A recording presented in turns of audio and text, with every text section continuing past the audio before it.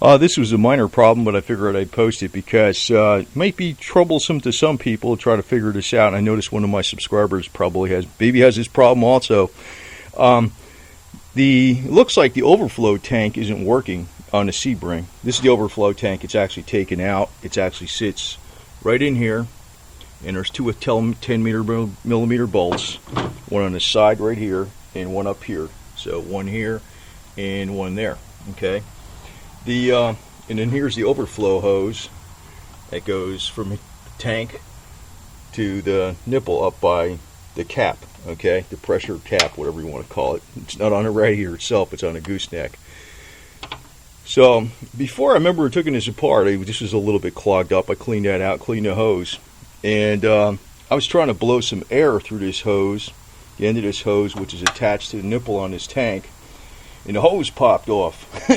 And I'm using 80 pounds of air, and I'm thinking, well, that ain't going to work because the system's only pressured to like 10 pounds. So that's why when I fill this up, a little bit of water comes out of the bottom hose, even though it's brand new, and I got 2 clamps on there. But once some pressure comes out of this thing, there's a little bit of air in here, then it's okay. But if I fill it up to the top, a little bit of water comes out. That's because this overflow tank is clogged up. And you notice how small this thing is? Like, here's my, here's the pinky, right? And that's a small hole in there. Now look on the bottom of this. There's a bunch of sediment in here, so this needs to be blasted out with some water. And I'm going to clean this out with some air and pipe cleaners or whatever, and that should work. That's why, this thing it's probably like this on a lot of Sebrings, because if there's any sediment that builds up in here, take this thing out, clean it out, make sure this little inlet in the overflow tank is clean, then it'll work fine. So that's just how it is. Alright, on the overflow tank, it turned out to be this nipple right here on the top.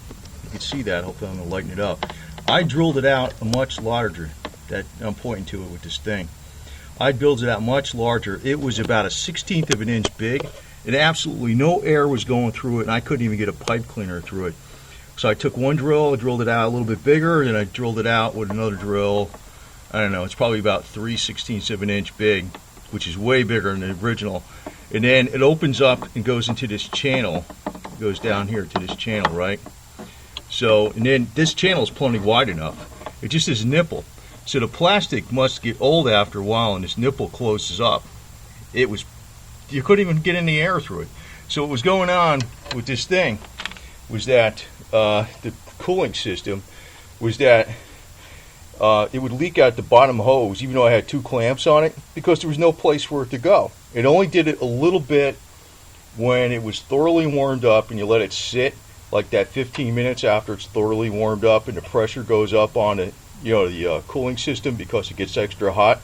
But then once a little bit leaked out, it had a little bit of air in this hose, and then it wouldn't leak out anymore. It only leaked out maybe max of a quart. So it's supposed to go into the overflow system. And I knew the hose was clean. I knew this was clean. And it turned out to be that nipple right on the top. That thing. I actually had to drill it out. I think the plastic closes up on it.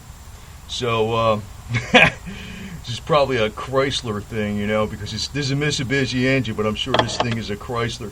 So drill that out. That's probably the problem if you're having the overflow tank isn't working, because it's probably common on all these cars, I'd imagine. If it's common on this one, it's probably common on a lot of them. But it's a very simple fix.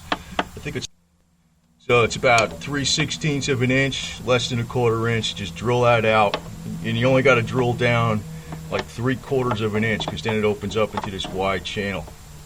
And if you can see that right here, this wide channel. Okay, so it's just this top nipple that needs to be drilled out. That's it.